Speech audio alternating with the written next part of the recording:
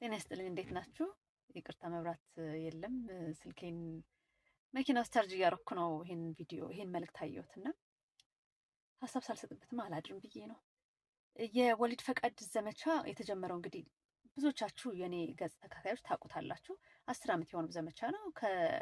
ዘመቻው ከተጀመረ ከ2 ዓመት በኋላ ነው የአንድ ወር ወሊድ ፈቃድ ጭማሪ የነበረው። በነገራችን ላይ ያኔም የዛሬ 10 ዓመትም ሴቶች ሊቀጠሩ አይችሉም፣ ስለዚህ ይቅርብን የሚል ክርክር ከወንዶቹም ከሴቶቹም ይመጣል።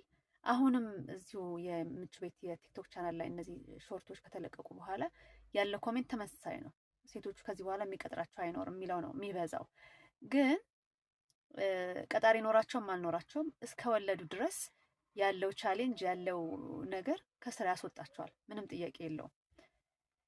ግን ደግሞ አንድ መስሪያ ቤት ወንድ ብቻ ነው የምቀጥረው፣ ሴት አልቀጥርም፣ የምትወልድ ሴት ወይ ደግሞ የወለደች ሴት አልቀጥርም ብሎ ሊል አይችልም አይደለ?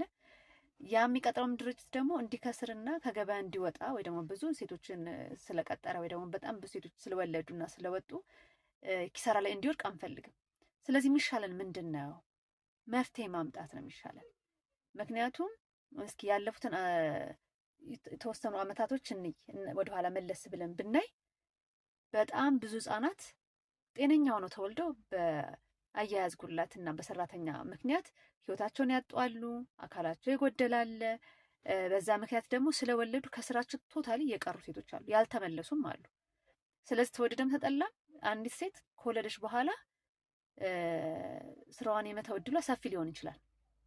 በተለይ ልጇን የሚይዝላት ሰው ከሌላት ማለት ነው።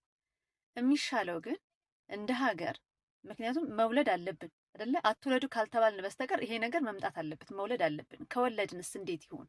ከስራዋ ወጥታ ትቅር ወይ? ሌላ መፍትሄ የለንም ወይ የሚለውን ነገር በጣም መነጋገር አለብን። እንደ ሀገር ማሰብ አለብን። እንደ ዜጋ ማሰብ አለብን። የትኛውም የቢዝነስ ድርጅት ደግሞ ማህበራዊ ግዴታ አለበት። ወንድ ብቻ ቀጥሬ እዘልቃለሁ ሊል አይችልም። ግን ደግሞ እኔ ዛሬ ይሄን ማንሳት እንፈልገው፣ ተመልከቱ፣ እንዲህ አይነት እናቶችም አሉ።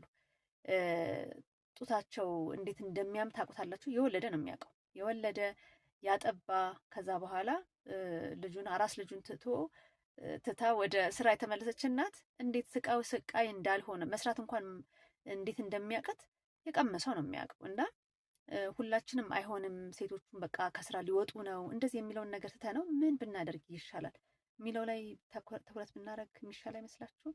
የሚሻል ይመስለኛል።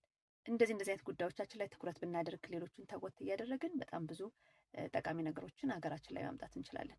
በነገራችን ላይ ታህሳስ 18 ቤቶችና ደጆች የሚለው ኢቨንት በኤልገል